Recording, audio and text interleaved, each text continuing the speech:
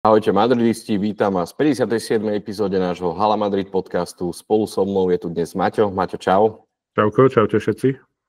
No a predtým, než začneme, tak dám vám do pozornosti našu skvelú komunitu fanúšikov Realu Madrid. Kľudne si kliknite na halamadrid.sk/fanklub, kde u nás už okolo 560 a vlastne môžete si žiadať potom o lístky na zápasy.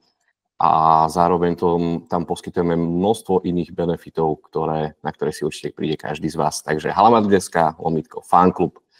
Dobre, Maťo, máme za sebou veľmi taký možno, nazvem to aj taký čierny týždeň v podaní Realu Madrid od El Clásica prehratého až po sklamanie v Ballon d'Or a vyhlásenie víťaza. Teda uvidíme, pokecáme o tejto téme určite.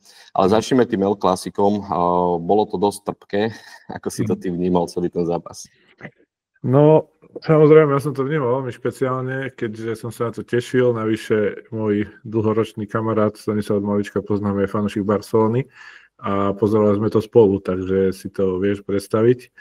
Čiže to bolo ešte možno to trpkejšie takže si plačal v kúte a smutný, hej? Plačal som v kúte, za notebookom som sedel a písal z toho článok, ale doberali sme sa vlastne celý deň, keďže sme boli aj predtým spolu a samozrejme klasika, že kto vyhrá, kto je lepší a no, keď mi to takto to dopadlo, takže som to nemal ľahké ani ja, ale samozrejme to je najmenej podstatné, čo by mohlo fanúšikov zaujímať, no najdôležitejšie je ten zápas, ktorý bohužiaľ sme hlavne v druhom poločase nezvládli. Boli tam, myslím si, že aj veľa individuálnych chýb. Proste tá hra z posledných zápasov alebo z predošlých zápasov v defenzíve, ktorá bola nepriateľná, by som možno až povedal, tak naozaj sa vyústila. Barcelona využila tú možno slabšiu formu niektorých obrancov a potvrdila, že naozaj v tejto sezóne, aspoň ja som teda zbytočne odpísal alebo neprávom odpísal dopredu. Ja si myslím, že musíme uznať tú silu tej Barcelony, ktorú momentálne vpredu má. A bohužiaľ, musíme to hodiť za hlavu aj ďalej, ale vrajím, ten zápas ukázal veľmi veľa nedostatkov. Ukázal možno aj to, respektíve bolo tam veľa vecí, na ktoré sa teraz hejteri môžu chytiť, alebo takí neprajníci Real Madrid, aj čo sa týka možno Mbappého, že tam nebol takou oporou, mal tam tých 18 offsideov, čo je katastrofálne číslo. Ukázal slabiny v tej defenzíve. Takže naozaj, ako vravíš, bol to taký čierny týždeň, no ale ja si myslím, že proste ako vždy to je v športe, tak o pár kôl sa na to zabudne, dôležité bude však na to dobre zareagovať. Teraz vieme, že je ten zápas odložený z toho Valenciou, čiže ak Barcelona vyhrá, už to bude zase 9 bodov a nebude to vyzerať dobre, minimálne na tom papieri. Ja si však myslím, že tým ako Real Madrid, respektíve tým ako je Real Madrid, lebo tam nie je žiadny iný v tomto meritku, sa z týchto neúspechov dokáže poučiť. Aj sám Carlo povedal, že naposledy, keď sme z Barcelona prehrali 0-4, tak sme vyhrali Ligu aj Ligu majstrov. Čiže ja si myslím, že stále nič nie je stratené. Proste bolo to nejaké obdobie, mali sme tam viac ako rok tú víťaznú šnúru, respektíve šnúru bez prehry, škoda, že sme nevyrovnali tú Barcelonu, ten historický rekord, ale na to sa nakoniec aj tak nikto nebude pýtať, dôležité bude koniec sezóny. Ja samozrejme, ako to takto býva pri týchto zápasoch, ja som dostal viac správach na narodenie, ničo aj tie memečka kolovali a písal mi jeden známy hokejista, ktorý dlho hrával najvyššiu súťaž a som mu odpísal, že ako dobre vieš, tak tituly sa vyhrávajú v play-off, čiže vlastne rozhodujúce bude ten záver sezóny a to, ako na to Real Madrid zareaguje. Ja si myslím, že ak niekto má na takéto fiasko zareagovať úspešne a zareagovať titulmi, tak je to Real Madrid. A ja tomu stále verím, pretože sa to potvrdilo miliónkrát. No jasné, však minimálne dôkazom je aj posledná sezóna, kedy sme približne v rovnakom období prehrali vlastne jediný zápas sezóny, a to z Atletico Madrid. Teda nie jediný, ale v rámci ligy, hej, že približne v rovnakom období a čo to potom urobilo, že nás to nakoplo, len celkovo je teda zaujímavá tá situácia ohľadom, teda takto vrátim sa ešte k tomu zápasu najskôr, že ten prvý polčas bol celkom taký akože zaujímavý z pohľadu Realu Madrid, hej, že ja som nečakal, že tam konečne sme mali taký prvý polčas, kde sme išli s takou dosť dobrou dynamikou, boli sme takí svížní. Hoci výsledok z toho prvého polčasu je taký, že celkovo sme mali iba vlastne jednu strelu, hej. Barcelona ich mala 6. Čiže ono to úplne ako keby, aj Ancelotti sám povedal, že ten výsledok neodzrkadluje to, čo sa stalo na ihrisku, aj keď dobre v druhom polčase to bola úplne iná pesnička, ale zaujímavé je to, že také na zamyslenie, že fakt ten prvý polčas som vnímal, že veľmi pozitívne. Hej, až som bol taký, že wow, že ty kokos, konečne vidíme ten prvý polčas taký, aký chceme. Fakt, že ešte raz tá dynamika, hralo sa akože dosť intenzívne. No ale potom, čo sa stalo, do tej 52. minúty to bolo celkom v pohode a potom sme proste odišli, ako keby, je to taká tá naša medicína, hej, že keď my zvykneme zakilovať tých súperov v druhom polčase, tak teraz sa to stalo po dlhej dobe nám, že nás ako keby zakiloval ten súper a ja neviem, že čo sa tam stalo, určite sme odišli aj hlavami, hej, proste tam to bolo vidno, že prvý gól, druhý gól a čau. Hej, už proste sme nevedeli nič urobiť. Jednoducho tá Barcelona s tými mladíkmi, klobúk dole, čo urobila aj tá zmena trénera. Ja si pamätám ešte aj tvoje slova, keď sme nahrávali na spoločný posledný podcast, hej. Bol ešte úvod sezóny, takže presne viem, že čo si myslel tým, že si odpísal Barcelonu. Toto mám silné, ja si pamätám, keď som odpísal Sheriff Tiraspol a potom na Bernabeu. Hej, presne, čiže toto sú presne tie blbé náhody, ktoré sa jednoducho dejú a možno papierovo to pred sezónou vyzeralo tak, že budeme byť všetko a budeme tam mať nejakú konzistenciu, ale naopak opak je pravdou a teraz je otázne, že čo s tým? Ty si spomínal, že ako dobre, teraz je cieľom dobre zareagovať, hej. A neviem, či nám toto pomôže, že sa zrušil alebo teda preložil ten zápas v Valenciou, či nám to pomôže alebo uškodí. Po tej psychickej stránke možno aj pomôže, lebo fakt máme za sebou dosť zlý týždeň, ale po tej možno takému tomu chceniu, že rýchlo to chceme napraviť, hej, chceme ukázať tým fanúšikom, že sme tu stále, tak z tohto pohľadu nám to podľa mňa skôr tak uškodí. Takže ja som zvedavý, že čo bude v najbližšom zápase, že ako ten tým sa zomkne a ako zareaguje. Real Madrid naozaj niekoľkokrát už ukázal, že sa dokáže zomknúť, dokáže poskytovať skvelé výkony, aj keď príde nejaké menšie zaváhanie. Čiže ja súhlasím s tebou a tiež som toho názoru, že kvázi Real Madrid nikdy netreba odpisovať a to, že sa toto stalo koncom októbra, neznamená, že máme úplne celú sezónu v háji. Aj keď teraz, keď si povedal, že 9-bodová strata nám hrozí potom v dokole, aj keď s jednozápasovým mankom, tak to ma až tak striasa, že to je už dosť nepríjemný pohľad, tak to úvode sezóny strápcať 9 bodov. Barcelona tiež mala nejaké zaváhania v sezóne, že tiež prehrala aj v Lige majstrov, aj v domácej lige, ale tu sa ukázalo, že tá reakcia bola dobrá. No. Ty si už spomínal, že Kylian Mbappé a 8 offsideov. 18. 18? Nebolo ich 8? Ja som v tom, že 8. Ja som to niekde čítal, že 18 potom. Nie, 8 ich bolo.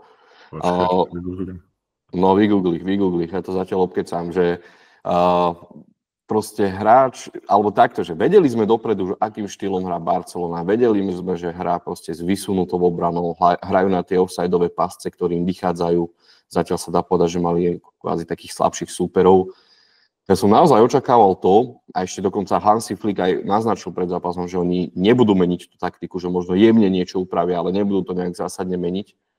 Ja som naozaj čakal to, že my sa s tou útočnou silou, ktorú máme, hoci síce Rodrigo akože nenastúpil v rámci útoku kvôli zraneniu, ale že sa na to fakt dokážeme dobre pripraviť a proste nejakým spôsobom zdemolovať tú Barcelonu, ale nestalo sa tak.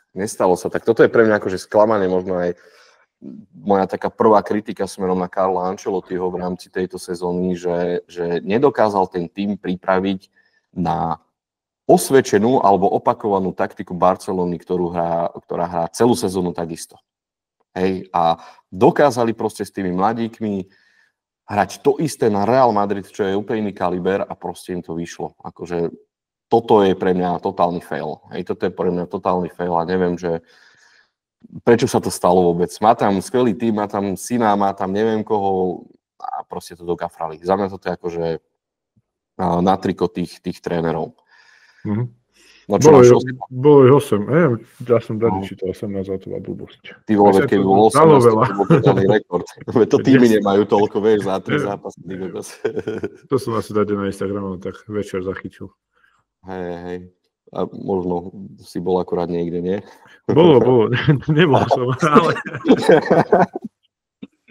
No ale to vlastne čo hovorí, že proste a teraz aj ten Mbappé dáva väčší priestor znova pre týchto neprajníkov, že proste či tam má byť, že ako to zapasovalo a tak. No ako na prvý pohľad to nezapasovalo zatiaľ ideálne, ale proste to je vývoj, všetko to chce tiež čas a bohužiaľ sa to teraz takto naplno ukázalo, ale vrajím, no ten zápas podľa mňa nevyšiel mnohým hráčom a dobre, ten prvý polčas bol dobrý, ako si ty povedal, ale bohužiaľ po takomto zápase nemôžeme hovoriť, že bol dobrý prvý polčas, keď sme prehrali 4-0 s Barcelonou, takže tam bolo veľa faktorov, podľa mňa, ktoré nevyšli, samozrejme aj tá taktika trénera, tiež by som sa možno priklonil k tomu, čo ty povedal, že to proste asi ide na ich vrúb, aj keď samozrejme tí hráči na ihrisku to musia predviesť, ťažko povedať, ako nemyslím si, že Ancelottiovci nepripravili ten tým na hru Barcelony, skôr ide možno o to, že sa ukázala možno aj tá forma, tá individuálna kvalita hráčov Barcelony, ktorá je veľmi dobrá. Treba si to povedať, aj Lewandowski, Jamal, aj Rafinha a tak ďalej. Čiže tam sa podľa mňa podpísal veľa faktorov a bohužiaľ je to tak, no nič s tým neurobíme, ako som hovoril. Súhlasím aj s tým, že ten zápas Valenciou nám vôbec nepomôže, že je odložený, pretože tam, keď sme vyhrali, tak to mužstvo bude mať dobrú veľkú sprúhu psychickú, že proste ideme ďalej, že máme to za sebou, vyhrali sme tam. A teda nie je to isté, že sme tam vyhrali, ale samozrejme dúfame, že by to tak bolo. A potom by to bolo dať čo úplne iné. Potrebuje to mužstvo ďalšiu výhru čo najskôr.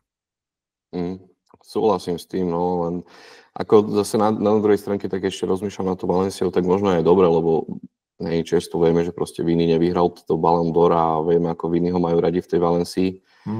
Tak možno trošku, vieš, to ochladne tie emócie a to zase bude mať taký pozitívnejší vplyv skôr na toto, že tí fanúšikovia budú viac kľudní. Čiže viem, že tam išli aj výzvy z klubu, že aby proste neurážali Vinisia na úkor Ballon d'Or a tak ďalej, čiže išlo tam kadečo. Otázne, že kedy ten zápas kedy sa reálne odohrá pri tom nabitom kalendári. Ale ešte nadviažem na tvoje slova, že ty, čo si povedal, že áno, že nejde to len na brúk tých trénerov, ale aj hráčov. Za mňa je zase jasné, že aby si Kylian Mbappé neustrážil 8 offsideov, tak to je akože to je brutálne číslo. Hej. Hlavne ide o to, že aký je útočník, je top na svete a zase sa na to dá pozrieť z rôznych uhlov pohľadu. Ja to nechcem obraňovať, hej, ale dobre, dostávali sme sa do šanci, proste bolo veľa offsideov, hej, ale to, že sme si to neustrážili, tak to je brutálna vec a aby jeden hráč v takejto svetej úrovni mal 8 offsideov, tak na to sa zniesla právom dosť veľká kritika. A takisto mňa sklamal aj Ferland Mendy. Že proste nie sme zvyknutí u neho na toto, že skôr je taký ten, že je spoľahlivý v tej obrane, ale to, čo predvedol s Barcelonou, tak neviem, či nebol nejak psychicky v pohode, ale nebol to ten Ferland Mendy, na ktorého sme zvyknutí. Sme pod tlakom, no, lebo vieš, ak aj v tej Lige majstrov, dobre, ten Dortmund sme nakoniec zvládli, ale keď chceme hrať prvú osmičku, ktorá má zaručený postup do tej ďalšej fázy, tak nebude to úplne ľahké. Hej. Máme tam ešte Liverpool vonku a máme tam ťažkých súperov, máme tam ešte Milano doma, hej, takže ťažko povedať. Budeme trošku pod tlakom, na čo nie sme možno až tak zvyknutí z posledného obdobia, možno posledný rok určite nie. Tam sme skôr zažívali takú tú príjemnú jazdu aj v Lige majstrov, aj v La Lige a ja som zvedavý, že ako sa s týmto vysporiadame. Myslíš, že to máš taký vplyv, že sa ako keby týva aj stolička pod Ancelottym, alebo v podstate ako to berie, že... Ja si myslím, že zatiaľ nie, však akože jasne nemôžeme sa pozerať do minulosti, ale dobre, prehrali sme s tým Lille, prehrali sme s tým Barcelonou, ale prehrali sme zase po roku. A ak teda nepočujeme to Atletico v tom Copa del Rey, ale ja si myslím, že stále je začiatok sezóny, ako som povedal, a je to také klišé, ale proste je to 2 prehry, 1 prehra, hej, v lige a samozrejme, keď si klub ako Real Madrid, tak každá prehra je proste omielaná dookola, že prečo si Real Madrid dovolil prehrať a navyše veľklasiku, že taký klub ako Real Madrid, ale proste nikto nie je neporaziteľný, ide o to, ako sa s tým tí hráči popasujú a aká bude tá reakcia a v tomto som práve že taký optimista, že proste aj ten Mendy, aj Mbappé, to nebude len tak, že odohrali sme zlý zápas a ideme ďalej. Tam samozrejme prebehli určite mnohé diskusie a nejaké možno také individuálne sedenia, prípadne nejaké taktické, ale to, že sa Real pripraví na ďalšie zápasy tak, že proste teraz všetkým tým neprajníkom reálne to chrstne do očí, že stále sme tu najsilnejší, tak to sa vôbec neobávam. Podľa mňa to bude skôr taká motivácia pre tých hráčov, že proste musíme na to zareagovať. Tak určite, nič iné si nepripúšťame my madridisti. Treba veriť, zase nie je správne ani prístup všetkých tých fanúšikov a aj Realu, čo sa potom akože začalo objavovať aj na internete po zápase, že každý už je tak pochvával Ancelottiho, myslím tak, že z lavičky ako Real Madrid a zniesla sa tam kritika. Však jasne, ako môžeme si povedať ten názor, ja som tiež povedal, že Mbappé je nepripustné, aby mal tých 8 offsideov, takisto výkon Mendyho úplne že nič, hej. Povedzme si to, ale zase my sme fanúšikovia pre Boha, musíme ten tým držať aj v dobrom, aj v zlom. Videli sme aj tí fanúšikovia, že dobre ku koncu trošku stíchli priamo na Bernabeu, ale snažili sa vždy tlačiť, aj keď bolo 0-2, tak proste boli tam tie hlasy, keď sme kopali rok, tak strašná energia išla aj od tých fanúšikov, čo je podľa mňa ten správny prístup a je to tak, ako vravíš, no Real Madrid je Real Madrid a nie sme zvyknutí pri Real Madrid, aby prehrával a toto je už vlastne druhá prehra v rámci sezóny, tak sa objavuje teda na internete to, čo sa objavuje. Určite, no. No, že mali sme aj viac prehier a vyhrávali sme tituly. Vieš, to proste je a to si za tým stojím, že proste niektorí fanúšikovia sú strašne rozmaznaní a neviem, čo si oni predstavujú, že každého supera zlízneme 5-0 a to nevrajím, že len... To je všade, aj slovenskí fanúšikovia, keď som čítal, aj zahraničný. Proste treba ten šport brať trošku reálne, aj keď som fanúšik toho Real Madrid, tak treba sa pozrieť na to objektívne a nie si tu za každú cenu presadzovať svoju pravdu, že aký sme my najlepší na svete. Sme najlepší na svete, lebo sme Real Madrid, ale sú tam fantastické kluby ďalšie, ktoré nás vedia potrapiť. Takže to nie je o tom, že my nevyhráme jeden zápas a teraz sa tu ide vyhadzovať tréner a neviem čo, proste takto sa fanúšik nespráva a to som videl veľakrát. Proste fandíš tomu týmu, chceš, aby vyhral, ale stane sa, že prehráš. Prehral si po roku, pre Boha. Je to tak, no. Ja ešte, čo sme nespomenuli, tak chcem určite vyzdvihnúť aj tie individuálne výkony tej Barcelony. Že fakt, že odobraný polútok, akože fantázia. Lewandowski má 14 gólov v tejto sezóne. Je začiatok stále, to berme, že je začiatok. Neskutočná forma, takisto Rafinha hrá, ja neviem, po Xavim nehral nič, dá sa povedať, veď sa objavil už aj na lavičke náhradníkov a momentálne nenahraditeľný hráč v tej Barcelone. To isté Lamine Yamal v tom veku, čo on predvádza, Pane Bože, to je akože brutalitka, no. Klobúk dole, musíme uznať, že Barcelona nás proste prehrala, akože môžu si užívať toto víťazstvo plnými duškami a ja len verím, že naozaj to ďalšie El Clásico, ktoré bude v jarnej časti, tak sa trošku zomkneme a ono sa zaujímavé vždy tie El Clásica, hej, aj my sme vyhrali v minulej sezóne 4-1, teraz sme 0-4 prehrali, hej, potom sú tam tesnejšie výsledky 2-1, 3-2, potom zase nás Barcelona nabije 4-0, je to fakt, že takú rôznu periódu. Zase aj z posledných El Clásic my sme mali dobré výsledky, hej, ja myslím, že tam bola nejaká šnúra bez prehry, neviem, nepozeral som si to presne, ale boli tam nejaké víťazstvo, poviem, sme za posledné 2-3 roky mali viac výhier ako Barcelona a proste stane sa, vrajme o pár týždňov to bude zápis v štatistike. Je to tak, dúfajme teda. Dobre, však veríme, že sa to celé obráti k dobrému opäť a ako sme už zvyknutí pri Reále a vyhráme La Ligu aj Ligu majstrov, že? Asi nemôžeme to vyhrávať každý rok, musíme byť realisti, ale akože nedáhdel, aby som sa, keď sme to zase vyhrali. Len proste to sa trošku aj obávam toho, že čo sa stane, lebo sme si strašne zvykli proste aj tú Ligu majstrov vyhrávať. No, ale bude to znova ťažké, no. Veď toto, vieš, že my už keď ju vyhráme, tak to bude štandard. No, že už to nebude nejaká špeciálna emócia, že toto sa z toho tak vytráca, že keď Real Madrid proste vyhrá Ligu majstrov, celý svet ho bude neznášať, hej, a my madridisti to budeme brať, že áno, vyhrali sme, vieš. Ja ti poviem na rovinu, ja som posledné finále nevidel naživo, lebo však sme mali akorát ten deň jednu akciu a to bolo tak, že ja som to ani nemal extra potrebu pozerať. Ja som si to pozeral potom na flesku a dali sme gól, dobre, druhý gól, ok, vyhrali sme. Tak, ale to, že tie zápasy aj s tým Bayernom a tú otočku a všetko, a tie predošlé, ja som neskutočne prežíval, proste som bliachal, aj keď som bol v podniku alebo doma, a potom v finále, ako nie, že ma nezaujímalo, ale to už bolo len také, že dať bodku za to veto, vieš. Čiže inak teraz si to dobre pomenoval, že vlastne pre Real Madrid je zaujímavejšia tá fáza od 8 finále po semifinále. No to vždycky tie otočky. No. Akože vyznie to blbo, ale nepamätám, kedy Real prehral takéto veľké finále. Prehral nejaký Copa del Rey alebo čo, hej, ale Liga majstrov prehral asi 2 histórií a to bolo tiež dávno, proste už keď tam postupí, tak to už je také.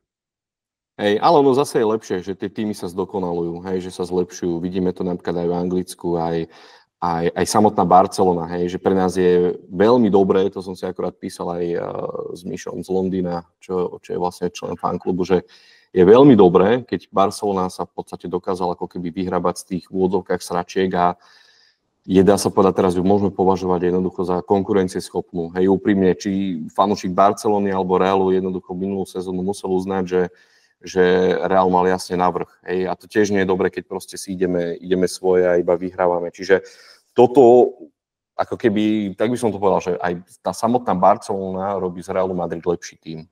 Lebo proste, keď má Real Madrid konkurenciu, tak sa tiež musí prispôsobiť daným situáciám a zlepšovať veci, procesy, taktiky, hocičo. Hej. Takže aby sme si z tej prehry nebrali len to zle, tak si berme aj to dobré, že jednoducho Real potrebuje mať silnú Barcelonu, silnú konkurenciu aj v tej domácej lige a tým pádom to môže ovplyvniť ďalšie veci. Hej. Môže to ovplyvniť napríklad na konci sezónu výmenu trénera, aj možno nie, hej, však nevieme, ako tá sezóna dopadne, môže to ovplyvniť zmenu taktiky, zmenu rozostavenia, hocičo, hej, že proste je tam ten tlak a to je dobré. Hej. V minulej sezóne som nepocitoval nejaký tlak v tej domácej lige a to zase hovorím, že vyberme si, že čo je lepšie. No.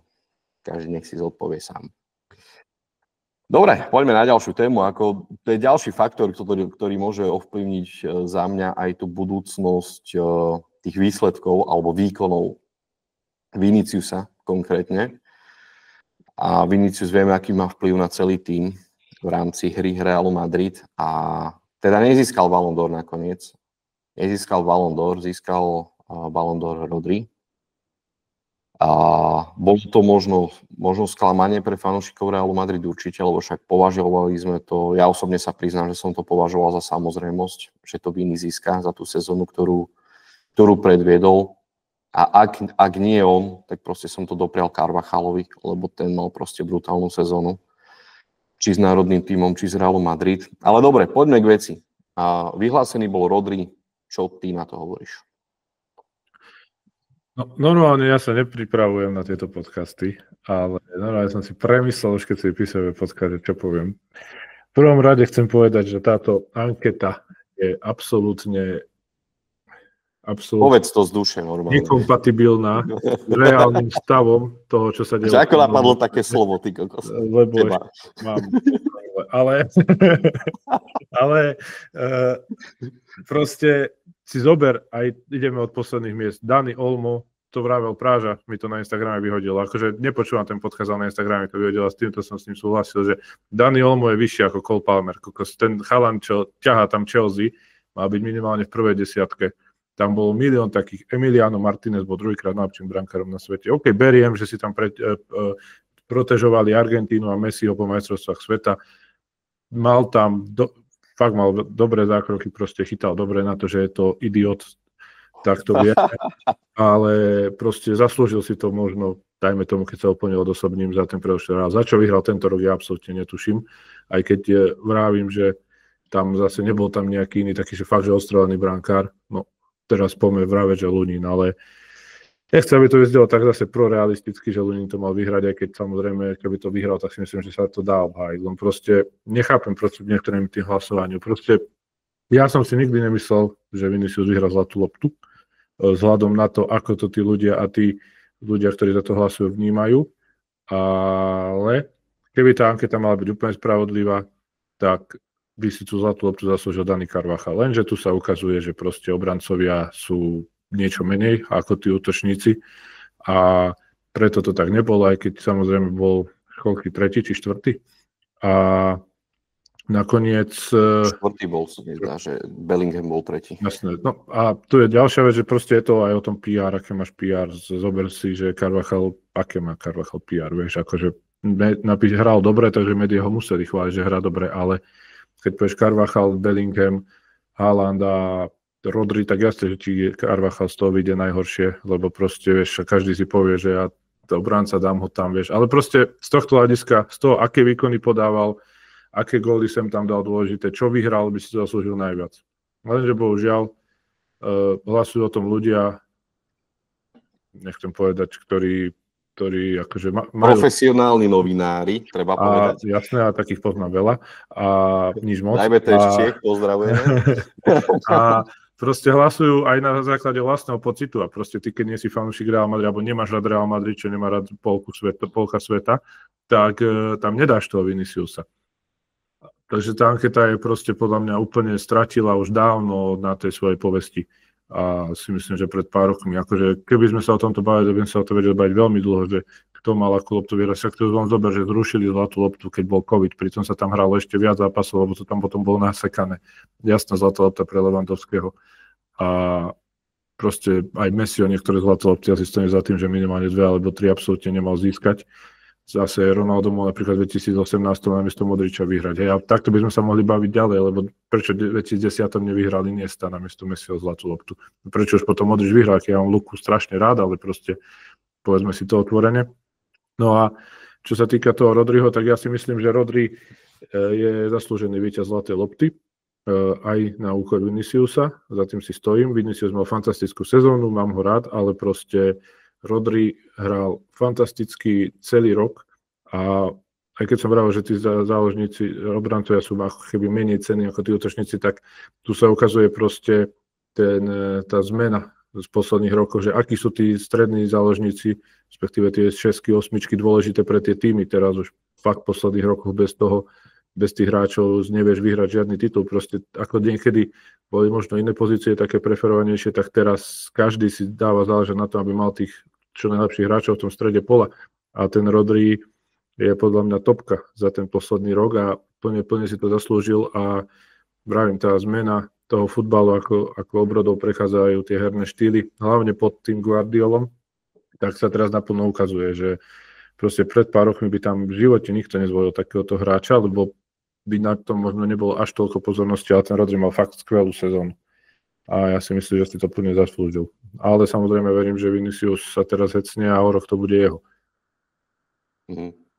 No jasné. Ako k tomu Rodrimu, že čo je na tomto pozitívne je to, že po dlhej dobe, však v roku 2018 vyhral spomínaný Luka Modrič, tiež som toho názoru, že áno, mal to vyhrať Ronaldo, ale on vtedy vlastne prestupoval do Juventusu a Luka mal famóznu sezónu za sebou, hej, že potiahol aj Real Madrid, aj národný tým Chorvátska, o tom to bez pochyb, hej, ale ten počet gólov a tie veci, čo tam stváral Ronaldo, tak tie boli tiež famózne.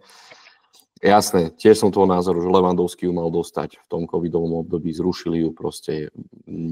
Tiež sa pobavme o minulej sezóne, že Haaland, čo tam stváral v prvej sezóne v Manchester City, nemá zlatú loptu, hej, takže jasné, tá relevantnosť celého toho vyhlasovania je už v podstate, ja neviem proste, že pozrieš si výsledky a hotovo, hej, že tiež akože asi bez emócie. Ako úprimne, že hej, že poteší sa, keď to vyhrá nejaký hráč Realu, však áno. Ale ja neviem proste, že aj mne nedáva logiku absolútne to, že sú tam vybratí, hej, že nie sú to, že ty, Maťo Kubové, hlasuj, hej, a pritom ty si, že špičkový novinár aj všetko, hej, redaktor. No jasné, na budúce chceš, aby som prišiel. ale vieš, že sú proste z tých, ja neviem, certifikovaných alebo akreditovaných novinárov z top médií a proste český novinár si dá Olma pred Viniciusa, vieš, tak tam akože, alebo pred Carvajala. Nie, Carvajala dal vyššie, ale koho tam dal? Bellinghama dal ešte dole. Ja som to aj nepozeral, ja som to mal zapnuté a Vieš, ale proste, že dobre, už len tá logika, že Olma dá pred Viniciusa. To kde sme, vieš? To je presne potom, to, čo sa hovorí, že to nemá žiadnu, ako si ty povedal, relevantnosť.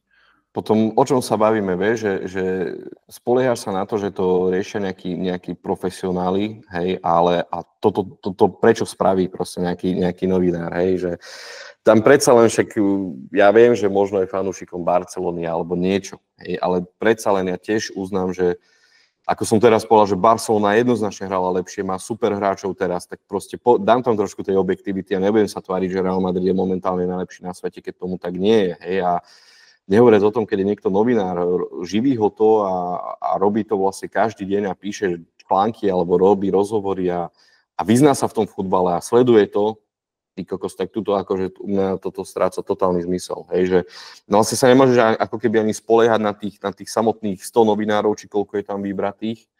Áno, 100 tuším, tak proste nemôže sa na to spoliehať, že koho tam dajú. Hej, a toto sú presne tie veci, kde sa strácajú tie body kvôli debilom s prepáčením, hej, kvôli, ja neviem, to nie je, že neznalosť, to je proste, toto bolo naschvál spravené, toto bolo cieľene spravené, hej. A samozrejme sú tam ďalší exoti, ktorí si odôvodňovali rôzne, že prečo ako. Ale dobre, však nejdeme to akože nejak brániť, že Vinicius nevyhral, však nebudeme z toho plakať, ale skôr naznačujeme ten systém, že ako to momentálne funguje a je to celé na prd, hej.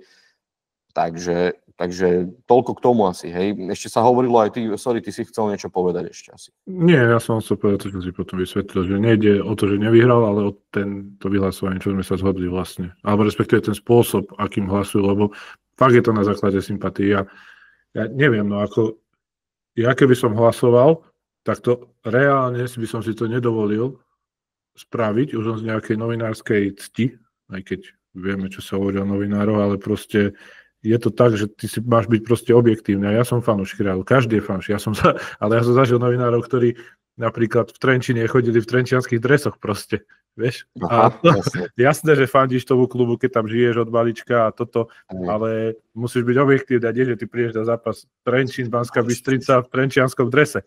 A to som reálne, ja som normálne pozeral na to, že čo sa toto deje. Ako jasné trošku, ale keď vydávaš tú reportáž alebo hovoríš o tom verejne alebo máš takéto hlasovanie, tak proste musíš uznať, že Olmo není lepší ako Vinicius v tomto prípade, čo sa bavíme. Jasné.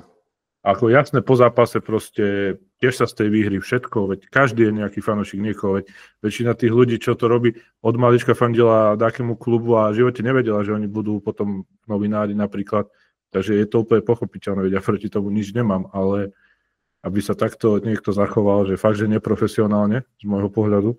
Ja som tiež robil pre viacero klubov, aj však aj robím a vždy som proste vedel povedať alebo napísať, že boli sme slabší, prehrali sme ten zápas, super bol lepší, ale to mi akože absolútne hlava neberie.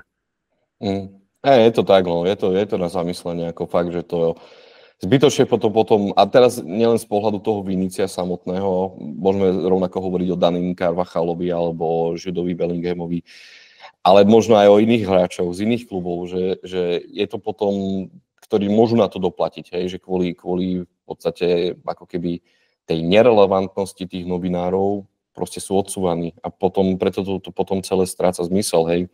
Jasné, že sú tam potom ešte iné, napríklad hovorilo sa aj o tom, že Vini nevyhral kvôli tomu, že tam je ten tretí bod nejakých tých podmienok kvôli fair play, hej, ale tiež Rodri tiež nie je žiadny kvietok, hej, Rodri tam tiež jednou chytil pod krk, čo som videl aj fotky v podstate na internete v istom zápase, čiže vieš, že neviem, no, ťažko povedať. Teraz bez ohľadu na to, že to Vini nevyhral, bolo mi to ľúto, áno, bol som sklamaný, čakal som, že to vyhrá on, alebo teda minimálne niekto z Realu Madrid, keďže máme tam Španielov, ktorí vyhrali proste titul majstra Európy a teda hlavne Dani.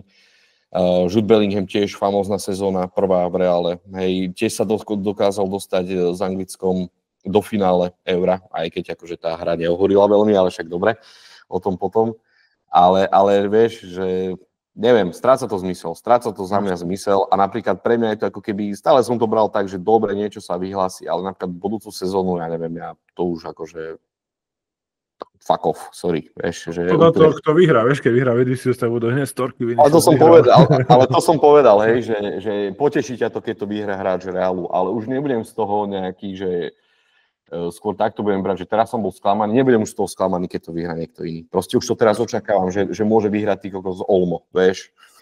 Jasne, ale zase na druhej strane, keď sa tak z hlavy sa spomínam na to poradie, tak ono to nebolo v konečnom dôsledku, a som teda tej prvé priečky až taká hlúposť, lebo proste povedzme si to na rovinu, keby to vyhral Rodri, alebo keď to vyhral Vinicius, tak ako by si to asi zaslúžili obidvaja, hej, a boli prví dvaja. Carvajal bol v tej prvej štvorke, Bellingham tam bol, Kane tam bol vysoko, Haaland tam bol vlastne v tej prvej desiatke, že aby som bol fair, tak aj napriek tomu, za čím si stojím, čo som povedal, to konečné poradie možno nebolo až taká, ako jasne, boli tam tieto ako Palmer a podobný, ale tá prvá desiatka nebola až tak úplne mimo v konečnom dôsledku.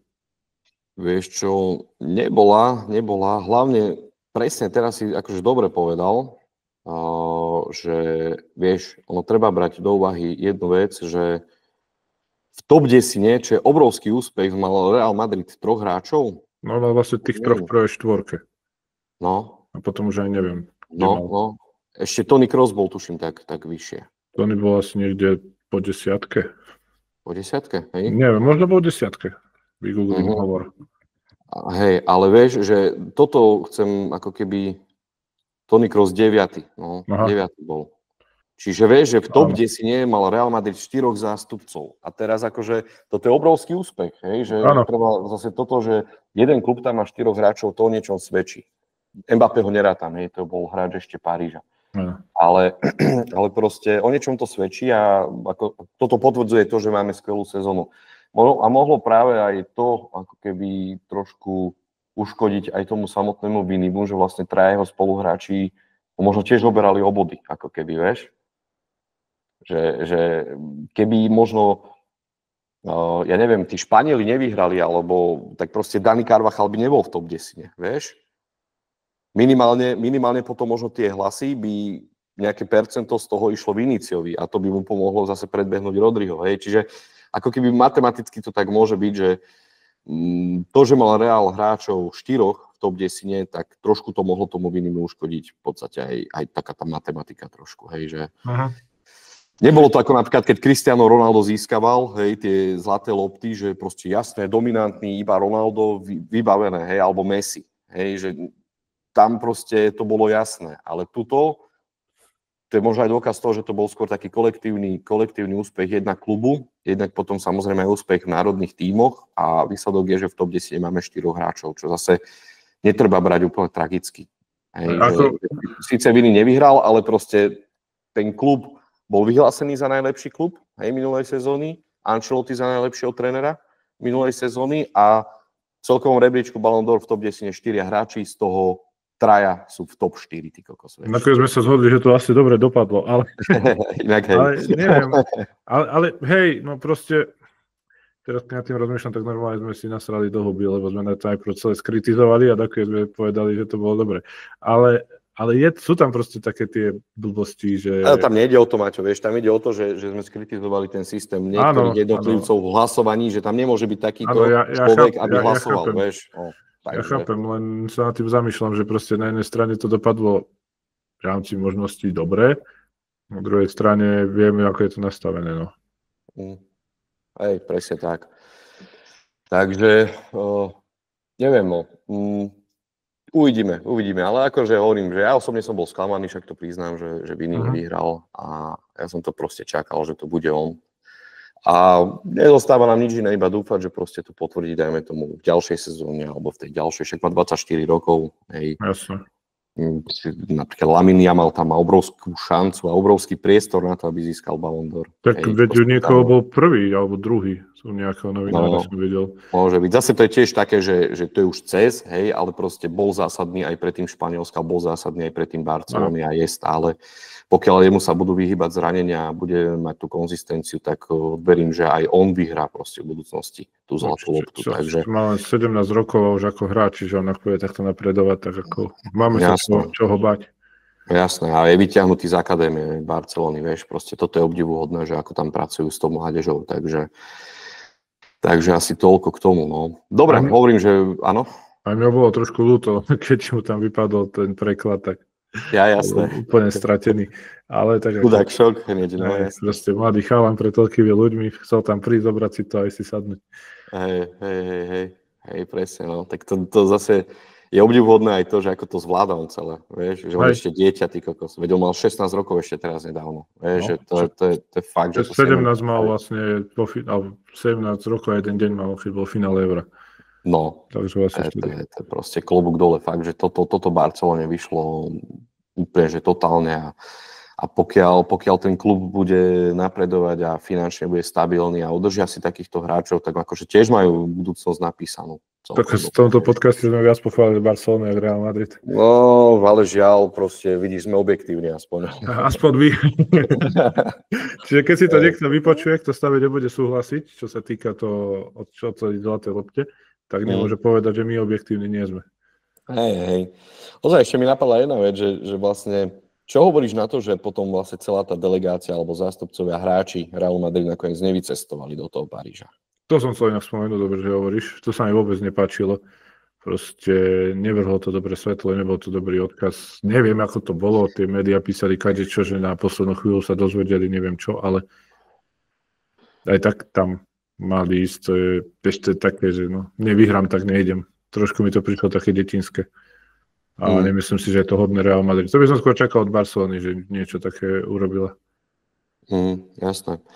Ono zase, prvá vec pri tomto je tá, že prečo vôbec ty kokos Fabrizio Romano alebo akýkoľvek iný novinár zverejnil informácie o výsledkoch, kde sa tvrdilo, že vie o tom len šéf-redaktor France Football a nikto iný. Ako sa toto môže stať pri takomto prestížnom podujatí alebo prestížnej cene, že vlastne, vieš, začnú sa písať novinky a o tom, že proste je oficiálne, že Vinicius nevyhrá. Na to sa klub proste pripravil a odmietol cestovať. Absolútne súhlasím s tebou, že toto nebola dobrá voľba. Že toto ako aj z toho, možno aj z takého, nehovorím, že úplne marketingového hľadiska, že ako to poškodí imidž klubu a tak ďalej, ale nebol to celkovo dobrý krok, že tam vlastne hráči Realu nevycestovali. Španielský portál Relovo potom vlastne zverejnil informáciu, že nie každý bol za toto rozhodnutie Florentina Pereza, že proste niektorí tí hráči možno mali jedinečnú príležitosť ísť na takéto prestížne podujatie, hej, že možno ti to vyjde proste raz za život, možno vôbec. Ale ťažko povedať, no nebolo to dobré gesto od klubu. Asi to je moje stanovisko k tomu, že jednoducho tak sa nebudem hrať, že urobili dobre, že sa nasrali, nešli, hej. Ale za mňa prvý organizačný fail je to, že tie výsledky proste boli známe skôr, ako mali byť. To malo byť známe proste večer, keď sa v tom televíznom prenose otvárala obálka. A druhý fail je zo strany klubu, že mali tam ísť. Toto sa nerobí, hej. Že pochopil by som, že napríklad Florentino Pérez by nešiel, hej, aj keď on by si mal prevziať to ocenenie, že najlepší klub minulej sezóny. A pošlo tam aspoň tých hráčov, možno Emilia Butragenia, čo je riaditeľ inštitúciálnych vzťahov, ale proste, že tam nešiel nikto na podporu Vinícia, že to nevyhral. A po tak úspešnej sezóne to je taká škoda, že fakt sme tam, ako sme spomenuli, že mali sme tam 4 hráčov v top 10 a vlastne sa tam nikto neukázal potom z klubu. No, ja chápem, že sú takí súdržní, hej, že super, ale nebolo to dobré. Mne to prišlo fakt také detinské, také fakt niečo, čo som od Realu nečakal. Bohužiaľ. Vlastne s tebou, no. No aj taký, vieš, Dani Carvajal, však on v živote nebude takto vysoko tam mohol byť, proste by tam povedali, bol si 4., 3. a vieš, tak nezapáčil, jak Matt Hummels tam chodil vysmiatý, jak to rozhovore pre zápasov. Ja som hlavne rád, že tu sa bol jedno. Však bol 30., akože kvázi posledný v úvodzovkách, ale ten tam bol a išiel si to užiť. Užil si, že tam bol presne, vieš, a presne na Daniho som narážal, že proste, vieš, koľko on už bude, vieš, jednak vek a jednak neviem zaručiť, ako budú úspechy. Proste, vieš, rok teraz nechá a už bude na 34 rokov. Presne, tak, no. 34 asi. Aj keď ešte zoberieme do váhy aj to zranenie, tak máš pravdu, vlastne on tam už nebude. No. Toto je jedinečná príležitosť, kedy tam mohol byť, aspoň. Neviem teda, či tam bol predtým, a určite tam na nejakom nižšom mieste býval roky predtým, ale takto vysoko nebolo, jasné, že nikdy.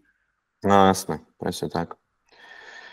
No dobre, myslím, že sme rozobrali ten náš čierny týždeň celkom dosť aj ohľadom El Klasika, aj ohľadom Ballon d'Or, takže Maťo, díky za čas.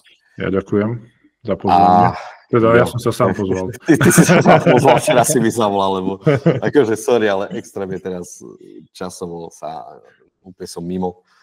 A vidíš, takto to padlo. Toto je presne, že zo dňa na deň dohodneme sa, ideme, vieš. Takže díky za samopozvanie. Nemáš za čo. Díky, že si to prijal. Dobre, keďže je sviatok, tak aspoň si trošku oddychneme a vám, milí poslucháči, teda ďakujeme tiež za dopočúvanie a verím, že sa vám táto časť páčila. A fandite ďalej, hlavne nehejtujme, podporme ten klub Hala Madrid. Čaute.